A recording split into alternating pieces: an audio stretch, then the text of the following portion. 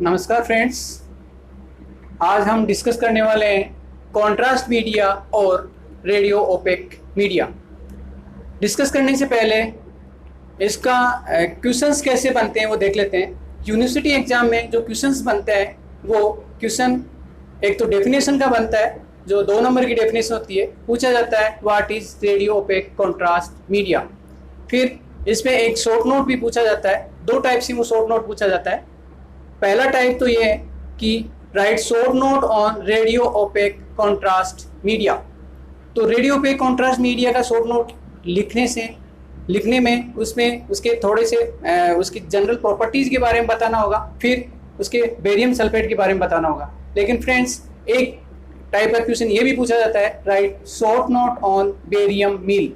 तब आपको friends barium meal के बारे में डिस्कस करना होगा, उसकी प्रॉपर्टीज़, उसका प्रिपरेशन, उसका डोज, जो उसकी स्टोरेज, ये सारा उसको आपको डिस्कस करना होगा। तो फ्रेंड्स शुरू करते हैं रेडियो ओपेक कॉन्ट्रास्ट मीडिया। तो रेडियो ओपेक कॉन्ट्रास्ट मीडिया होता क्या है, definition, what is radio opaque contrast media.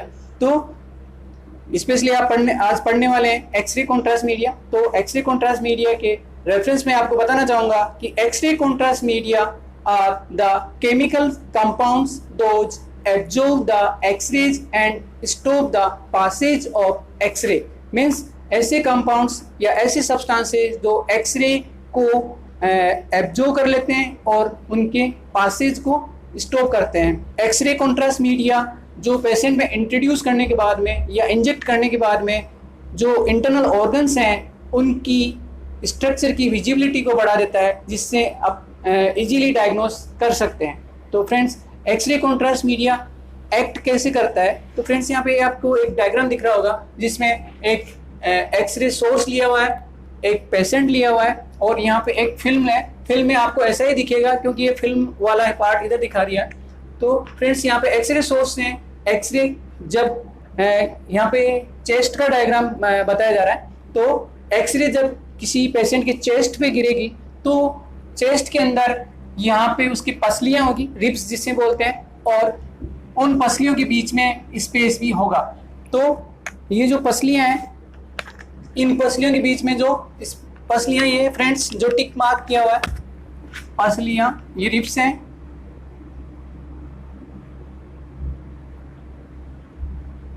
ये रिब्स हैं फ्रेंड्स, और इन रिब्स के बीच में ये सारे क्या है, इसके बीच में स्पेस होते हैं। तो फ्रेंड्स, जब एक्सरे इसके ऊपर चेस्ट के ऊपर गिरेगी तो चेस्ट के अंदर अपने लंग्स भी होते हैं और चेस्ट के अंदर ही हार्ट होता है। लेकिन यहाँ पे हार्ट का और लंग्स का डायग्राम नहीं आ रहा, थोड़ा सा ये बैकग्राउंड शेडो आ रहा है लंग्स का।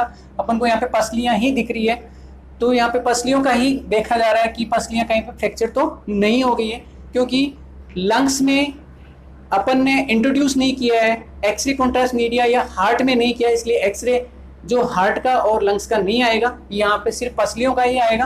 क्योंकि पसलियाँ जो होती है वो कैल्शियम की और फास्फोरस की बनी होती है, इसलिए पसलियों का क्यों आता है बताऊंगा मैं। तो फ्रेंड्स, जब यहाँ पे एक्सरे यहाँ पे गिरेगी तो यहाँ पे एक डायग्राम बनेगा। उसके पीछे की साइड में जो फिल्म होती है, एक फिल्म, वो कितना बड़ा डायग्राम बनाना है वो उस पर डिपेंड करता है, फिल्म की साइज। तो यहाँ पे जो फिल्म होगी उस पर ऐसा कैसा एक डायग्राम बनेगा। और अपन एक्सरे क्यों ले रहे हैं कि किसी पेशेंट के चोट लग गई है उसके रिब्स के अंदर, पसलियों के अंदर, तो वो फ्रैक्चर तो नहीं हो गया। तो जब ये ऐसा बनेगा तो यहाँ पे एक पीछे जो फिल्म होगी उसके अंदर एक ऐसा फ्रैक्चर दिखेगा, जिससे वो लैब टेक्नीशियन जो एक्सरे डायग्नोसिस कर रहा है वो वहाँ पे इंडिकेट करेगा कि यहाँ पे इस पसली में फ्रैक्चर हो चुका है। इसके बाद में डॉक्टर उसके लिए ट्रीटमेंट लिख के देगा। तो फ्रेंड्स, जब फिल्म देखेंगे अपन तो फिल्म के अंदर 2 चीजें दिखेगी, एक डार्क बैकग्राउंड दिखेगा, एक चमकीला बैकग्राउंड दिखेगा। चमकीला पसलियों का होगा और डार्क पसलियों के बीच में जो स्पेस है उसका होगा। तो फ्रेंड्स, ऐसा क्यों होता है कि एक डार्क कलर का है, एक ब्राइट कलर का, चमकीला कलर का है। फ्रेंड्स, जो चमकीले जो डार्क कलर का दिखेगा वो होगा 2 पसलियों के बीच का स्पेस, और 2 पसलियों के बीच का जो स्पेस होता है वो सॉफ्ट टिश्यू होता है वहाँ पे।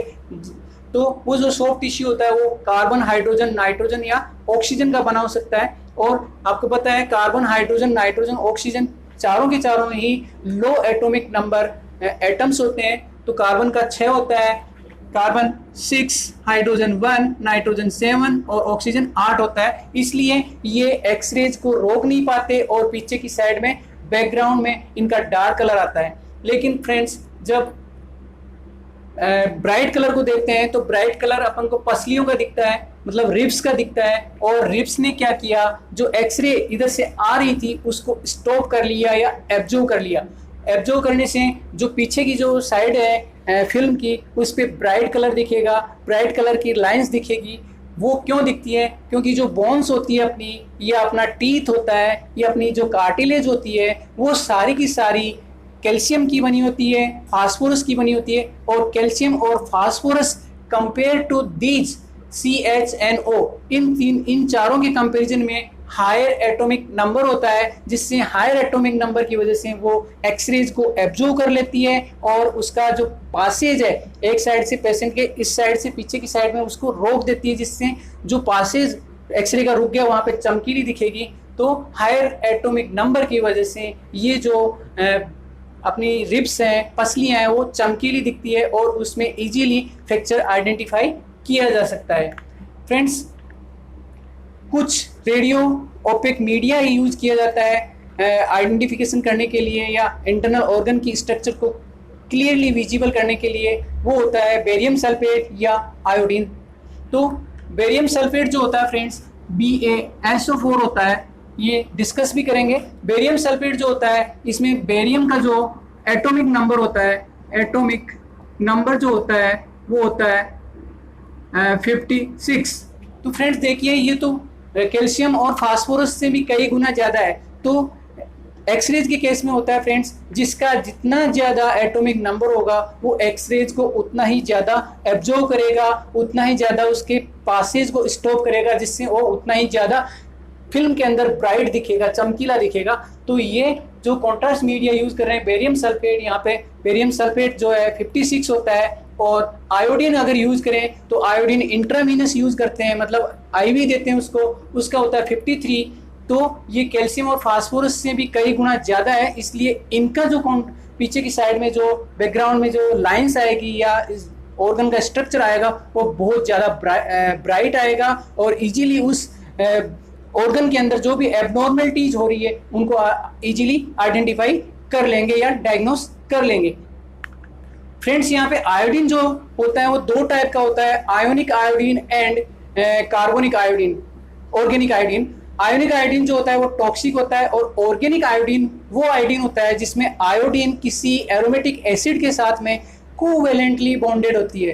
कोवैलेंटली बॉन्डेड होने की वजह से ये ऑर्गेनिक कहलाया और ऑर्गेनिक जो होता है वो नॉन टॉक्सिक होता है और ऑर्गेनिक आयोडीन को IV इंट्रोड्यूस करते हैं बॉडी के अंदर। फ्रेंड्स अब डिस्कस करते हैं दूसरा क्वेश्चन पूछा जाता है, write short note on barium meal. तो फ्रेंड्स यहाँ पे बेरियम मील बेरियम सल्फेट को ही बोलते हैं। तो यहाँ पे डिस्कस कर रहे हैं barium sulphate. Friends barium sulphate को डिस्कस करने से पहले उसका आपको केमिकल फॉर्मूला लिखना होगा। केमिकल फॉर्मूला जो होता है बेरियम सल्फेट होता है और उसका मॉलिक्यूलर वेट होता है 233 होता है। और इसका सिनोनिम भी लिखना है। सिनोनिम बोले तो उसके दूसरे नाम क्या होते हैं? दूसरे नाम बेरियम सल्फेट होता है, बेरियम मील होता है और बेरियम सल्फास होता है। तो इसके सिनोनिम्स हो गए। अब इसकी आपको प्रॉपर्टीज लिखनी है। तो फ्रेंड्स प्रॉपर्टीज में ये जो होता है वो फाइन होता है, वेरी फाइन होता है, वाइट कलर का होता है, हैवी होता है, थोड़ा सा बल्कि होता है और ओडरलेस होता है, टेस्टलेस होता है, बल्कि पाउडर होता है, free from gritty particles. Free from gritty particles का मतलब ये स्मूथ होता है। अगर आप दो फिंगर्स के बीच में इसको रब करोगे तो बिल्कुल स्मूथ लगेगा, चिकना चिकना लगेगा, ग्रीस जैसा लगेगा। तो फ्री फ्रॉम ग्रिटी पार्टिकल्स मतलब जैसे टाल्कम पाउडर होता है ना, वैसा होता है। Free from gritty particles, practically insoluble in water, ये वाटर में इनसोल्यूबल होता है। एंड इनऑर्गेनिक सॉल्वेंट्स, दूसरे इनऑर्गेनिक सॉल्वेंट्स में भी ये इनसोल्यूबल होता है। Dilute solutions of acid and base, acid और बेस के जो डाइल्यूट सॉल्यूशंस होते हैं उनमें भी ये इनसोल्यूबल होता है। Insoluble in HNO3 and HCl, HCl और HNO3 के अंदर भी ये इनसोल्यूबल होता है। फ्रेंड्स ये HCl में इनसोल्यूबल होने का बेनिफिट ये है कि जब बेरियम सल्फेट को किसी पेशेंट को दिया जाएगा तो वो पानी में तो इनसॉल्युबल है, तो सस्पेंशन फॉर्म में दिया जाएगा, मतलब घोल के दिया जाएगा। और वो जब पेट में जाएगा तो आपको पता है पेट के अंदर, स्टोमक के अंदर HCl आता है। अगर वो HCl में घुल गया तो वो बॉडी में एब्जॉर्ब हो जाएगा और अपना टॉक्सिक इफेक्ट प्रोड्यूस करेगा। तो HCl में इनसॉल्युबल होने का इसका बेनिफिट ये है कि ये HCl में इनसॉल्युबल होने की वजह से बॉडी में एब्जॉर्ब नहीं हो पाता और अपना टॉक्सिक इफेक्ट शो नहीं कर पाता। फ्रेंड्स, ये जो बेरियम सल्फेट होता है वो कंसंट्रेटेड सल्फ्यूरिक एसिड में सोल्यूबल होता है, और कंसंट्रेटेड सल्फ्यूरिक एसिड से सोल्यूबल होके बाइसल्फेट बनाता है, बेरियम बाइसल्फेट। एक साल्ट होता है, बेरियम बाइसल्फेट साल्ट बनाता है। फ्रेंड्स, जो बेरियम सल्फेट है किसी भी पेशेंट को दिया जाता है तो वो सस्पेंशन की फॉर्म में दिया जाता है। सस्पेंशन पानी में मिला के बनाया जाता है पाउडर को, तो इसमें सस्पेंडिंग एजेंट यूज करते हैं। तो फ्रेंड्स, जब सस्पेंशन फॉर्म में दिया जाता है तो उसमें कुछ बैक्टीरिया होते हैं जो सल्फेट स्प्लिटिंग बैक्टीरिया होते हैं। सल्फेट स्प्लिटिंग बैक्टीरिया मतलब वो बैक्टीरिया जो सल्फेट को डिग्रेडेट करते हैं, सल्फेट को मेटाबोलाइज कर देते हैं, ऐसे बैक्टीरिया होते हैं या माइक्रोब्स होते हैं, वो इसको डिस्ट्रॉय कर सकते हैं। इसलिए इसमें प्रिजर्वेटिव यूज किया जाता है, सूटेबल प्रिजर्वेटिव जो भी उन बैक्टीरिया को किल करता हो। फ्रेंड्स, अपन ने देखा कि ये टेस्टलेस होता है, इसलिए इसका टेस्ट बढ़ाने के लिए इसमें स्वीटनिंग एजेंट यूज किया जाता है। Sweetening agent like saccharin. ये ओडरलेस होता है, इसमें ओडरलेस होता है तो इसमें फ्लेवरिंग एजेंट यूज किया जाता है, और उसके साथ में ही ये साथ में होता है इसमें सस्पेंडिंग एजेंट यूज किया जाता है ताकि ये सस्पेंशन फॉर्म में रहे। आपने देखा होगा सस्पेंशन सेक वेल बिफोर यूज लिखा होता है बोतल के ऊपर, ताकि वो सेडिमेंट नहीं होता है, नहीं तो हार्ड केक बना लेगा। फ्रेंड्स, ये जो बेरियम सल्फेट दिया जाता है वो पेशेंट को 60 ग्राम से लेके 750 ग्राम्स तक एक टाइम में दिया जाता है, मतलब 750 ग्राम्स तक एक टाइम में दिया जाता है सस्पेंशन फॉर्म में।